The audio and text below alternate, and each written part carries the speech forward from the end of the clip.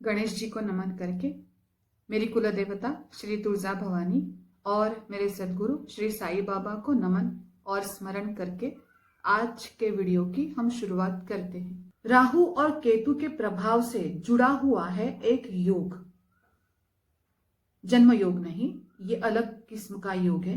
इसे कहते हैं चांडा योग। अगर किसी के कुंडली में गुरु के साथ राहु है तो कहा जाता है, कहते हैं कि वो चांडा योग में जन्मा हुआ है। और ये बात सुन के तो माता पिता भी डर जाते हैं, वो इंसान भी डर जाता है।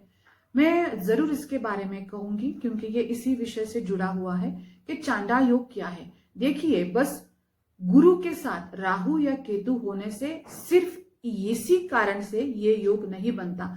तीन अलग अलग बातें हैं। लग्न ग्रह का स्वामी या लग्नेश, शायद अगर आप ज्योतिष शास्त्र के जानकार ना हो तो इस शब्द का अर्थ आपको नहीं पता होगा। जो ज्योतिष शास्त्र का अध्ययन कर रहे हैं उनको पता होगा, तो ये जानकारी उनके लिए है। तो तीन योग ऐसे होते हैं, उसमें से एक है लग्नेश या लग्न ग्रह का स्वामी और दूसरा है उस व्यक्ति ने कौन से योग में, कौन से नक्षत्र में जन्म लिया है। तो तीन बातों से मिलके तय होता है चांडा योग, सिर्फ एक बात से नहीं। एक बात में अगर सिर्फ आप ये देखेंगे कि किसी की कुंडली में राहु और गुरु है या गुरु या केतु है तो वो चांडाल हो गया, तो ऐसे नहीं। दूसरी बात, चांडाल योग में जन्म लिया हुआ इंसान चांडाल नहीं होता, वो एक योग है, वो एक इफेक्ट है जिसको दूर करना होता है।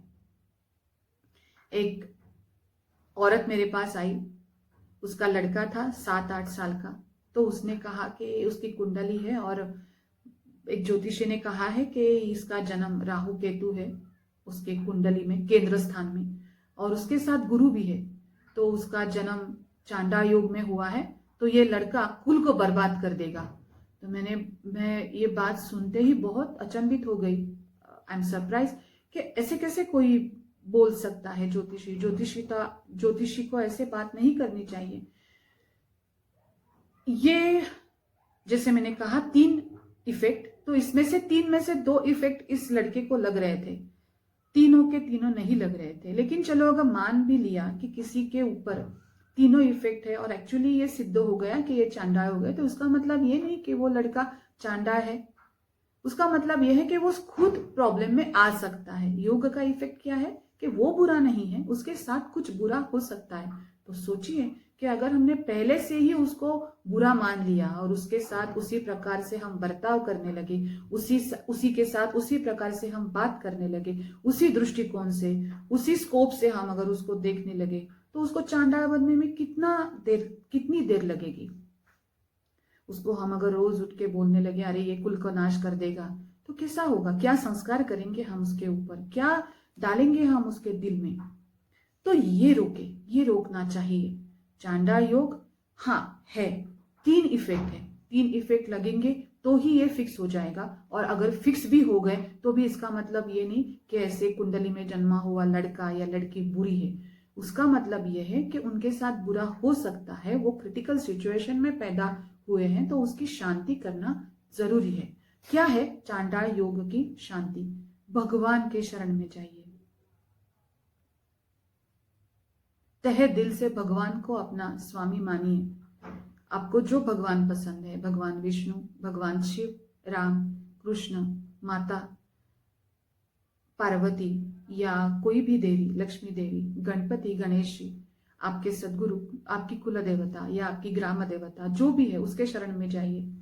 मंदिर से जुड़े रहिए, धार्मिक जगहों से, धार्मिक आचरण से, धार्मिक बातों से, धार्मिक लोगों से, जो अच्छी, धार्मिक लोग मतलब सच्चे और अच्छे, उनसे जुड़े रहिए।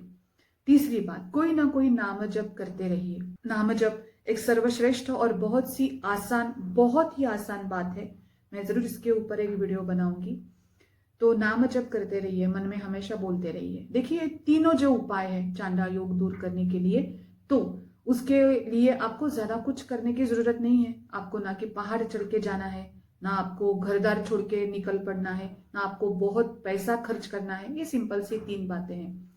उसके साथ अगर आप गुरु का मंत्र जाप करेंगे तो भी अच्छा, लेकिन मैं जरूर कहूंगी कि गुरु का मंत्र जाप करने से बेहतर है कि आप भगवान का नित्य नाम जप करते रहिए। मन में उठते बैठते सोते जागते नाम जपते रहिए, जैसे कि ओम साई राम, ओम साई राम,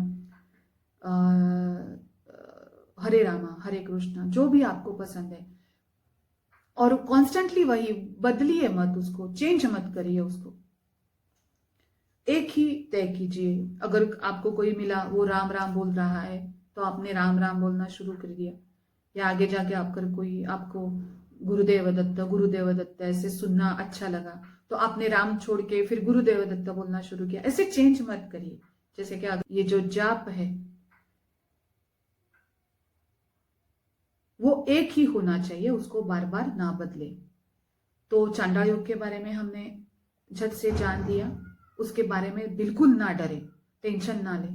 और ये भी बात जान ले कि चांडाल योग में अगर किसी के कुंडली में लगा हुआ है तो वो बुरा नहीं होता, उसके साथ बुरा हो सकता है। तो उसके लिए ज्यादा प्यार की, ज्यादा अटेंशन की, ज्यादा उसकी सहायता करने की जरूरत है। ना कि वो बुरा है, वो अच्छा ही है, उसकी सुरक्षा उसकी रक्षा ज्यादा करने की जरूरत होती है।